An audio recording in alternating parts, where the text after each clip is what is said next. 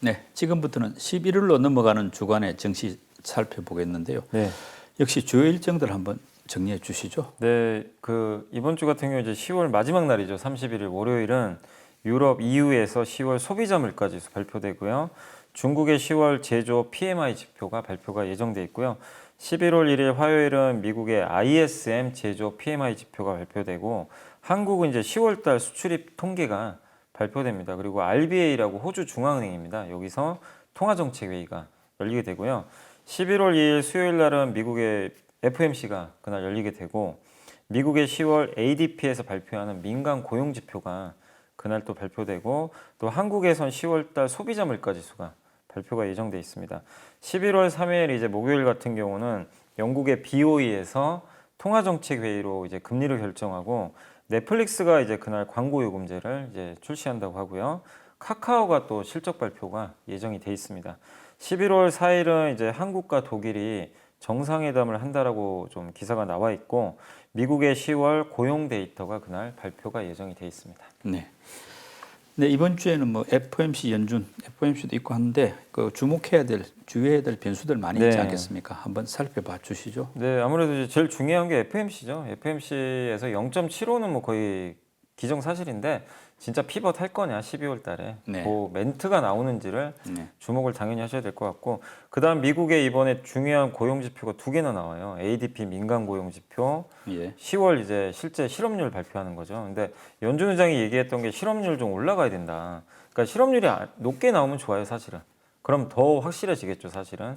그래서 미국의 10월 실업률 한번 체크해 보시면 좋겠고 ISM 지수는 이제 제조업 지수인데 요거 좀 아이러니하지만 이것도 안 좋게 나와야 됩니다. 예. 좋게 나올수록 연준이 또 마음을 바꿀 수도 있는 거니까 그래서 ISM 제조업 지수가 50 근처까지 왔거든요. 이게 예. 이제 50이 깨질지 한번 지켜보시고 그리고 가장 이제 말 많았던 게 영국이잖아요. 영국의 BOE도 금리를 올리긴 올릴 텐데 통화 정책 그리고 또 연기금이 한번 문제가 생겼잖아요. 예. 그래서 영국의 BOE에서 통화 정책과 관련해서 또 이런 위기가 올 때 저번에 양적 완화 한번 해버렸잖아요. 그걸 또 할 수 있는 건지 한번 그런 얘기들이 나올 것 같아요. 그래서 주목하시고 그 다음에 유럽의 또 소비자 물가 지수까지도 여러분들이 한번 체크해 보시면 좀 좋을 것 같습니다. 뭐 연준의 11월 FOMC가 최대 변수인 건 맞는데 이제 0.75% 인상은 확정됐다고 봐야 되는 네네. 건지 뭐 이것도 혹시나 0.5% 포인트로 좀 완화할 가능성도 있는지 현재 뭐 시장 예측 전망 어떻습니까? 그냥 11월은요, 그냥 모든 사람들이 다 그냥 0.75, 예. 다 그냥 기정사실하다. 근데 0.5 되면 정말 이거는 놀라운 거죠. 그래서 아마 증시 급등하겠죠, 사실. 근데 일단은 0.75. 근데 캐나다가 0.75 예상했는데 0.5로 가가지고 예. 모르겠습니다. 0.5를 할 수도 있을 수도 있는데 아무튼 지금 예상은 거의 100% 그냥 자이언트 스텝은 11월을 한다. 예. 중요한 건 12월인데 확률이 원래는 자이언트 스텝 확률이 훨씬 높았거든요. 12월도. 예. 70 그때 3%까지 갔는데 지금 바뀌어 버렸어요. 자이언트 스텝 확률이 38.6으로 떨어졌고 빅 스텝 0.5% 확률이 55로 올라갔습니다. 예. 그래서 지금은 전세가 역전돼서 0.5%를 더 사람들이 좀 주목하고 있다. 이렇게 좀 보시면 좋을 것 같고 그래서 일단 시장은 일단 지금 기대는 11월 자이언트 12월 빅스텝 예. 요게 이제 기정사실화 돼 있고 내년도 금리 상담 목표치는 4.5에서 4.75 정도 원래 5까지 한번 갔었거든요. 예. 그래서 약간 좀 낮아졌는데 요렇게 지금 시장은 좀 전망을 하고 있다라고 데이터를 보시면 좋겠습니다. 뭐 결국은 향후 긴축 로드맵 관련해서 이제 파월 의장의 발언이 더 중요하지 않겠습니까? 네. 지금 시장에 예측하는 뭐 파월 의장의 발언 수위 어떻게들 보십니까? 닉 티미라우스 기자가 네. 이제 월스트리트에서 썼잖아요. 기사를. 네. 그래서 아마 속도 조절할 것 같다. 그래서 아마 그게 좀 예고편 아닌가 이렇게 좀 보고 있고 그래서 속도 조절 시사할 걸로 좀 대부분 보고 있어요. 그래서 아마 이번에도 큰 이변이 없으면 연준 의장이 12월부터는 좀 상승 속도 줄이겠다 이런 의견이 나올 것 같고 참 이제 되게 좀 놀라웠던 게 그 민주당 상원이었나요? 이분이 한 분이 셰로드 브라운 상원의원이 그 연준 의장한테 경고 서한을 날렸다고 하더라고요. 그러니까 뭐냐면 신중하게 통화 정책 좀 해라. 예. 이게 여기서 했던 얘기가 인플레와 싸우는 건 있는 건 알겠는데 동시에 완전 고용도 확고히 해야 된다. 그게 당신의 책무다. 그러니까 지금은 인플레 파이터 이미지밖에 없잖아요. 예. 고용도 신경 쓰라는 얘기는 금리 인상 좀 속도 줄이라는 얘기랑 똑같거든요, 사실은. 그러니까 이 민주당 의원도 약간 압박을 하는 것 같아요. 근데 그 배경엔 이 FOMC 끝나고 얼마 안 있어서 중간 선거가 열리거든요. 그렇죠. 예. 그러니까 이제 너무 금리를 세게 올리면 예. 지금 이제 표 얻기가 어려워질 수 있다는 거죠. 경기 예. 침체로 가니까. 그래서 민주당의 의원이 이렇게까지 또 얘기를 할 정도면 네. 뭐 연준 의장이 사실 이러면 안 되죠, 사실은. 예. 당연히 이 압박을 하면 안 되는데 지금 오죽했으면 이렇게 하겠어요. 그 정치는 뭐 미국도 네, 마찬가지네요. 마찬가지인 것 같아요. 그래서 아마 연준 의장도 부담을 느낄 수밖에 없는 상황인 것 같아요. 지금 네. 분위기 자체가. 그래서 아마 이번엔 피벗을 좀 할 가능성 굉장히 높아졌다. 네. 일단 시장은 그렇게 보고 있는 것 같습니다. 이번에 3분기 실적 발표한 이후에 SK 하이닉스는 내년 투자를 50% 줄이고 뭐 감산도 돌입하겠다 이렇게 밝힌 반면에 이제 삼성전자는 뭐 이재용 회장 뭐 취임을 계기로 해서 그런지 뭐 투자 줄이지 않겠다 또 감산도 없다 이렇게 이제 했는데 이런 식의 발표를 하다 보면 향후 주가에는 어떨까요? 영향이? 원래 그 전에 마이크론은 먼저 발표를 했죠. 우리 네. 감산하겠다. 예. 그리고 하이닉스가 전격적으로 50%. 네. 그래서 이제 괜찮았는데 이 목요일이었죠. 지난주 목요일 날 삼성전자는 우리는 감산, 인위적 감산 안 한다. 예. 또 설비 투자도 예정대로 한다. 줄인다는 얘기를 아예 꺼내질 않아 버렸어요. 약간 치킨 게임 시작된 느낌이 그러니까 이제 듭니다. 시장이 우려했던 거죠. 예. 1등의 여유인가? 그럼 여기서 아니 지금 1, 2, 3등이 밖에 없거든요. 지금 예. 메모리 시장은 3개인데 여기서 치킨 게임을 한다고? 약간 이제 의아할 수도 있는데 근데 시장에서는 야, 2, 3등 이러면 큰일 나겠구나. 예. 그러니까 삼성은 큰 타격이 없어요, 사실은. 네. 1등이고 여유가 있는 거죠. 근데 상대적으로 삼성전자는 안 빠졌어요, 별로. 덜 빠졌죠. 예. 그래서 아 이거 또 다시 치킨 게임을 또 해야 되는 건가 이 우려가 있는데 근데 저도 그렇지만 일부 또 증권사 애널리스트는 뭐라고 썼냐면 치킨 게임은 아니다. 예. 아니 지금 3개밖에 안 남았는데 무슨 네. 치킨 게임을 하냐. 그러니까요. 그리고 다 죽자는 삼성전자는 거죠. 뭐. 2000년 이후로 인위적 감산한다고 얘기한 적이 단 한 번도 없어요. 그리고 삼성전자가 이렇게 감산을 또 못하는 이유 중에 하나가 감산보다는요 어쩔 수 없이 이게 그 삼성은 지금 EUV 공정을 D램에 지금 적용을 하기 시작했어요. 네. 다른 업체보다 빠르게 EUV 공정을 도입하는 순간 되게 어렵대요. 이게 만들기가 분량이 많이 나와요. 예. 그러니까 기존에 잘 나오던 거에서 일부를 빼가지고 EUV로 가는데 여기서 불량품 계속 나오면 감산을 안 하고 싶어도요 그냥 자동 감산이 돼요. 아. 이쪽에서 초기에 수율이 안 잡히니까. 수율이 안 잡히니까.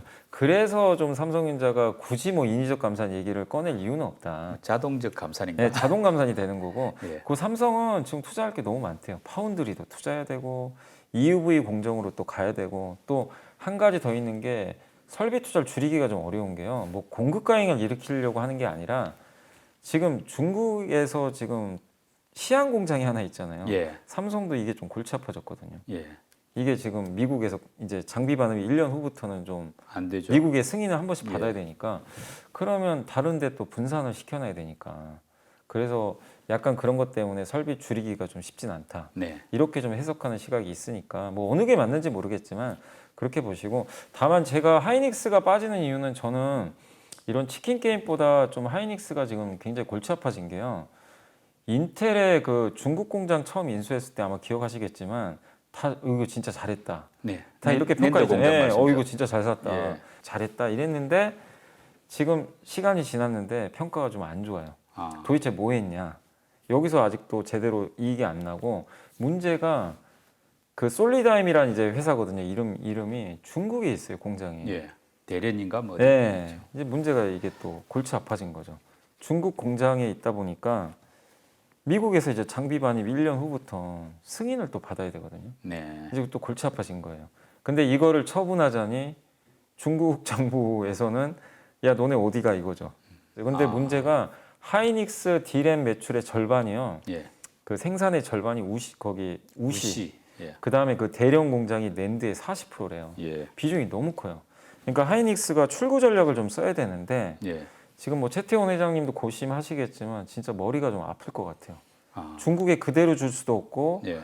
빼자니 중국에서는 또 당연히 뭐라고 할 거고 또 중국 시장 자체도 뭐 너무 크고 크니까. 예. 그래서 이게 이제 경영진이 정말 전략을 좀 잘 써야 될 것 같은데 근데 하이닉스도 IR에서 뭐라고 했냐 분명히 얘기는 했어요. 우리 다변화는 해야 된다. 예. 지역을 네. 그건 언급을 했는데 투자자들은 우려하는 게 구체적으로 어떻게 할 건지, 중국에서 출구 전략, 예. 이거에 대한 우려 때문에 하이닉스가 좀 유독 더 낙폭이 큰 게 아니었나 네. 이렇게 좀 생각을 합니다. 그러면 향후 주가 전망도 하이닉스는 조금 더 지켜봐야 네, 되겠네요. 그러니까 오히려 삼성이 지금은 또 삼성은 크게 지금 문제될 건 없는 상황인 것 같은데 네.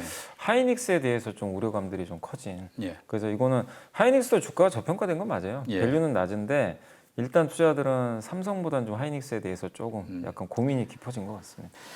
그리고 현대차하고 기아 같은 경우는 3분기 실적이 뭐 2.9조나 되는 리콜 충당금 쌓은 거 그걸 제외하면 사실은 좋았고 또 4분기 실적 전망도 뭐 나쁘지 않다고 그러더라고요. 네. 그런데 지금 주가는 오히려 부진한 편인데 그 이유는 뭘까요? 지금 좋은 게 무슨 의미가 있냐? 피크아웃이다 이거죠. 그래서 지금 현대 기아가 지금 실적은 나쁘지 않지만 네. 이제부터는 꺾인다. 예. 예, 애널리스트 분들 대부분 동의는 해요. 예. 동의하는데 일단 재고 증가하는 거는 명확해 보여요. 왜냐하면 재고 너무 낮았거든요. 없었기 때문에 차량용 반도체 증가하면서 재고 늘겠죠, 당연히. 예. 그리고 왜냐하면 또 사람들이 예전보다는 자동차 구매를 줄일 수밖에 없어요. 비싸기 때문에. 소비가 좀 감소하면서 두 번째가 미국의 인센티브가 너무 낮았는데 딜러들한테 주는 비용입니다. 차가 없는데 딜러들한테 굳이 팔아달라고 할 이유가 없거든요. 네. 그냥 아니어도 그냥 나가니까 차가. 근데 이젠 재고가 쌓이면요. 딜러들한테 주는 비용이 좀 올라가요. 예. 그래서 인센티브 비용 오른다. 그리고 환율 효과가 언제까지 이어질 거냐. 환율도 결국 꺾일 거다. 네. 이런 것들. 그리고 러시아 공장 좀 리스크가 있나 봐요. 아. 현대 기아가 갖고 있는데 지금 가동이 안 돼요. 근데 러시아에서 몰수한다는 얘기도 있고 현대 기아가 이걸 팔면 2조 원 이상 또 손해를 봐야 된대요. 그래서 지금 여기에 대한 좀 아직 답은 안 나왔거든요. 그래서 예. 러시아 공장에 대한 처리 문제. 그리고 한 증권사 애널리스트 분은 이제 금융 수익도 꺾이기 시작한다. 예. 할부 금융으로 좀 돈 벌거든요. 현대차가. 근데 조달 금리가 올라가니까 요새 금리 오르잖아요. 예. 그래서 실제로 1분기에 금융으로만 5,500억, 2분기에 6,100억을 벌었는데 이거는 3분기에 3,800억으로 줄어들었어요. 금융 수익이. 그러니까 이거 금융 수익도 이제는 좋은 실적 같다. 이렇게 좀 보는 것 같아요.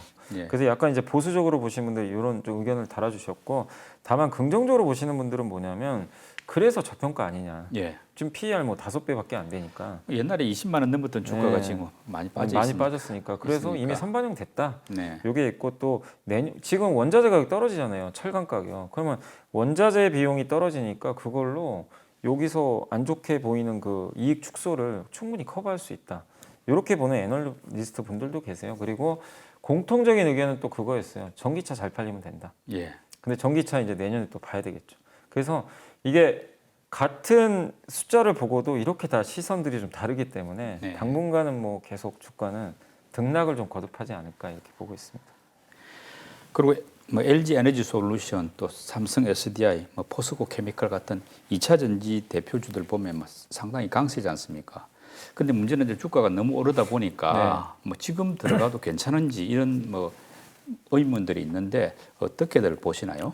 저는 이제 개인적으로는 지금 너무 강할 때 들어가는 거는 조금 저는 말리고 싶어요. 왜냐하면 지금 이제는 IRA 법안도 다들 공부를 하셔가지고 뭔지 다 알고 계시고 예. 지금 아예 일본까지도 지금 손잡고 LG랑 하겠다 이것도 다 알고 계시잖아요. 네. 시장이 그런 걸 계속 반영하고 숫자도 좋아요. 막 실적도 좋고 그래서 지금은 너무나 좋은 뉴스들밖에 없어요. 예. 그래서 지금 이럴 때는 투자하기가 또 오히려 좀 약간 저는 보수적으로 봐야 될 때가 아닌가.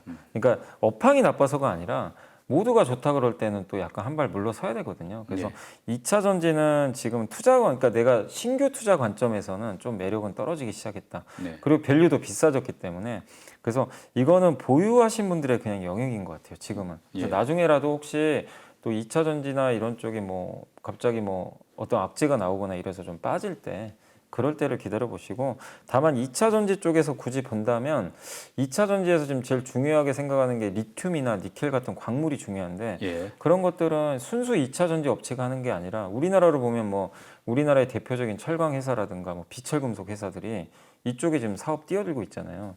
그래서 본업에 그런 좀 신사업하는 기업들이 좀 늘어나고 있으니까 네. 그런 쪽은 주가가 거의 못 올랐거든요. 예. 그래서 한번 광물 쪽과 관련된 우리나라 대표 기업들 한번 보시는 게 좀 낫지 않나 싶습니다. 지금까지는 2차 전지 광물을 거의 중국 업체들이 네. 독점했는데 이제 IRA에 의해서 중국이 배제되니까 네, 맞습니다. 우리 국내에서도 그쪽에 이제 할 수 있는 영역이 생기겠네요. 네, 맞습니다. 그래서 그쪽을 한번 체크해 보시는 게 좋을 것 같습니다. 예. 이제 뭐 11월 정시가 시작되는 셈인데 뭐 12월에 좀 기대하거나 좀 주목해야 될 업종이 있다면 어떤 쪽일까요? 일단 이제 기대를 해볼 만한 이제 업종은 연준이 이제 지금 제일 안 좋은 섹터가 금리 너무 올라가지고 지금 성장주들 다 급락했잖아요. 뭐 예. 광고 매출 둔화된다.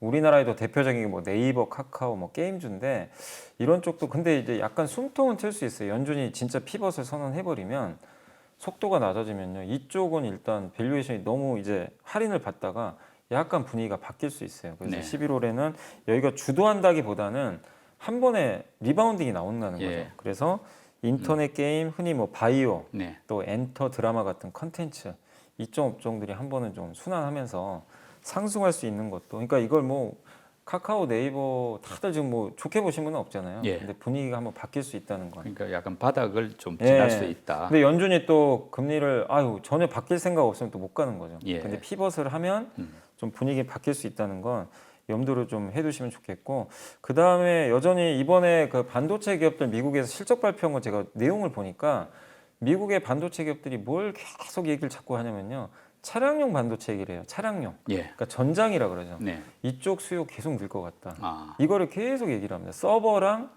자동차다. 예. 이제 앞으로 먹거리는. 그러면 그쪽 시장이 커진다는 얘기거든요. 네. 그래서 전장 부품 관련주라 그러죠. 예. 요즘에 보면요 완성차는 약한데 자동차 부품주는 또 오히려 올라가는 경우들이 있어요. 그래서 전장과 관련된 그 자동차 부품 업종들 한번 보시면 좀 좋을 것 같고 그 다음에 요거는 한번 주목을 해보셔야 될 건 뭐냐면 좋다 나쁘다의 개념보다도 중간 선거가 있잖아요. 예. 중간 선거에서 만약에 공화당이 하원을 이기면 네. IRA 법안 수혜주가 한번 흔들릴 수도 있어요. 아. 거기에 친환경주들이 많은데 원래 공화당은 좀 반대 쪽이 많잖아요. 네. 그럼 거기가 약간 많이 올랐는데 이게 갑자기 이제 분위기가 한번 바뀔 수도 있어요. 단기적으로. 네. 그러니까 큰 방향은 바뀌진 않을 거예요. 예. 하긴 할 텐데 공화당이 되면 이게 속도가 좀 속도가 좀 떨어질 수 이런 있죠. 사람들이 이거 공화당이네. 네. 차익 실현 빌미가 될 수도 있으니까 중간 선거와 관련돼서는 그렇게 보시고 근데 만약에 공화당이 이기면 또 수혜를 받는 업종은 의학 제약회사입니다. 예. 왜냐하면 왜 이 말씀 드리냐면 이 재원을요 IRA 법안 재원이 많은 부분이 그 신약 그거 있잖아요. 예. 신약 가격을 좀 낮춰가지고 아. 약가에 나면은 이게 그 보험금 쪽이 좀 재정이 남잖아요. 예. 그걸 일부 좀 충당을 하는 것 같아요. 그러면 제약 쪽은 좀 좋을 수도 있어요. 오히려. 예. 그래서 이거 누가 될지는 저도 지금 모르지만 아직은 민주당이 이길지 뭐 공화당이 이길지 모르겠더라고요. 엎치락뒤치락 하는데 예. 그거에 따라서 약간 변동성이 나올 수 있으니까 그쪽은 한번 주목을 해보시면 미국 되겠습니다. 중간 선거 결과하고 관련을 좀 지어야 예, 되겠네요. 맞습니다. 예. 예. 네, 초보 투자자들을 위한 팁 제공 순서 연불리의 보고서 궁금한데요. 어떤 내용입니까? 이건 이제 내년 연간 전망입니다. 그래서 KB증권의 리서치 센터에서 2023년 주식 전망 세 가지 파동이 겹쳐서 나타나는 시기고 굉장히 좀 긴 자료인데 굉장히 공감을 해가지고 한번 소개를 해드리면 일단 이제 그 내년도에 이제 키친 파동이라고 아마 들어보신 분 계실지 모르겠지만 네. 경기 사이클이면 단기 사이클 4년에 한 번씩 예. 오는 사이클인데 그 사이클이요 보통 반도체랑 거의 일치를 많이 한대요. 네. 그래서 내년에는 이 사이클이 바닥 찍고 돌릴 것 같다. 아. 이렇게 좀 보고 있는 것 같아요. 그래서 이 사이클 상으론 내년 상반기 정도에 국채 금리가 어쨌든 정점을 찍고 내려올 것 같고 그렇게 되면은 경기는 이제 돌릴 수도 있다는 거죠 사이클상. 그래서 내년 하반기 경기 회복을 좀 예상을 하고 있는 것 같고요. 아주 긴 파동 있죠. 이걸 뭐 콘트라 TF 파동이라고 하더라고요. 이게 50년짜리. 예. 근데 이거는 보통 정치와 연관이 되는데 여기서 주장하는 건 뭐냐면 이제 세계화 시대가 끝났고 탈세계화, 네. 신냉전으로 간다. 이 공급망 네, 재편하고 공급망 관련이 재편이네. 있겠네요. 네, 예. 그래서 이거는 이게 1, 2년 안에 그냥 끝날 문제가 아니라 예. 장기간 이어진다고 보고 있는 것 같습니다. 그래서 주식 투자하신 분들이 주목을 해야 될 건 소비재 기업이 좀 쉽진 않을 것 같다는 거예요. 왜냐하면 세계가 이제 세계화되고 중국의 싼 물건, 그러니까 공장에서 만들어진 그거를 이용하기가 좀 쉽지 않죠. 예. 왜냐하면 중국을 배제한다는 건 뭐냐면요. 다른 공장은 좀 비싸게 단가 올라가거든요. 생산할 때. 그러면 비용 부담이 생겨서 소비 여력이 좀 떨어지는데 대신에 중국을 대체할 공급망을 만들어야 되잖아요. 그러면 누가 수혜를 보느냐? B2B. 예. 이제 기업체에 납품하는 그런 회사, 뭐 반도체나 2차 전지가 들어갈 거고 또 B2G라 그러죠. 네. 정부가 투자하는 거. 예. 거기에 납품하는 거. 가장 대표적인 게 사실 원자력 같은 거죠. 원자력은 정부가 해야 되잖아요. 예. 수소, 뭐 태양광 이런 것들은 이제 대부분 정부 주도해야 하는 거거든요. 그래서 이런 쪽이 내년의 시장을 좀 굉장히 주도하지 않을까 네. 이렇게 좀 보고 있는 것 같고, 그래서 여기에 관련된 우리나라의 좀 대표 기업들을 좀 주목을 해야 된다. 네. 그리고 이 세 가지 정부를 꼽아줬어요. 미국하고요, 중국하고 사우디. 네. 사우디 세 개가 아마 큰 투자를 좀 할 것 같다. 아. 그래서 미국은 다 알고 계시죠. IRA 네. 법안 통해서 뭐 태양광, 전기차 이런 거 할 거고, 중국은 뭘로 적어줬냐면 그 동수서산이라고요. 예. 동쪽에 있는 데이터 센터를 서쪽으로 옮기는. 중국도 반도체에 진짜 진심인 것 같아요. 예. 그러니까 여기에 그냥 승부를 걸고 있어요. 그래서 왜 서쪽으로 옮기냐면 서쪽에 그 신재생 에너지가 많아서 데이터 센터 돌리기가 좋대요. 근데 전력비가 싸니까. 네, 싸니까. 그럼 글로 옮기면 역시 반도체 많이 들어갑니다. 네. 그래서 공통적으로 반도체가 좀 많이 들어가 있고, 사우디도 투자를 많이 할 것 같다. 네옴시티. 네, 하죠? 네옴시티. 그것뿐만이 아니라 사우디 국부 펀드가 예. 요즘에 전 세계 빅테크 기업들을 많이 매수를 한대요. 우리나라에는요, 어떤 기업을 샀냐면 저번에 지분 신고한 것 같던데 NC소프트하고요, 네. 넥슨 있죠. 게임 회사 산 거예요, 갑자기. 그러니까 뭐냐면 미국도 사고 한국도 사는 게 그 소프트웨어 회사들 있죠. 예. 이쪽에도 투자를 지금 많이 한다고 합니다. 그래서 사우디도 그런 쪽에 대한 펀드 투자가 많이 들어가니까 그런 데서 좀 수혜를 받을 수 있는 기업들도 여러분들이 한번 주목해 보시면 좋겠습니다. 그래서 그리고 아까 뭐 파동이 세 가지였는데 두 가지는 이야기했고. 한 가지 더 있는 예. 거는 요거는 여기서 중요하게 얘기는 안 했는데 쿠즈네츠 파동이래요. 이게 이제 25년짜리. 아, 중간이네요. 예. 근데 이제 여기서 얘기한 거는 아까 키친 파동하고 네. 콘트라 TF 파동. 예. 요 두 개가 가장 좀 단기랑 초장기 파동. 요 네. 두 개에 좀 주목을 해보자. 근데 세 개의 그런- 파동이 겹쳐진다는 뜻은 어떤 의미입니까? 그 다 바닥을 치고 좋아진다는 이런 의미입니까? 그게 좋아진다기보다는요, 변곡점이라는 얘기 같아요. 그러니까 이 단기 파동도 안 좋았잖아요, 지난 한 2년간. 근데 지금 이게 바닥치고 돌린다는 거는 경기 사이클도 이제 돌아갈 수 있는 그런 구도로 좀 진입하는 과정에서 네. 이 정치가 바뀌어 버린다는 거죠. 탈세계화 쪽으로. 예. 이게 맞물리면서, 그럼 거기에 같이 그 연동되는 섹터가 뭐냐? 여기서 얘기한 건 반도체를 얘기했어요. 아. 경기가 돌 때 반도체랑 똑같이 가거든요. 예. 그거 하나는 탈세계화 또 수혜 중에 하나가 반도체잖아요. 네. 이게 맞아 떨어진다. 그리고 거기에 또 맞물려서 우리나라, 중국을 대체할 한국의 제조업 기업들. 예. 제일 센 게 2차 전지죠. 네. 아까 그 제가 토요일 날 방송에서도 한번 언급드렸지만 소개해드린 게 중국이 태양광 다 지금 장악하고 있어요. 예. 태양광 쪽도.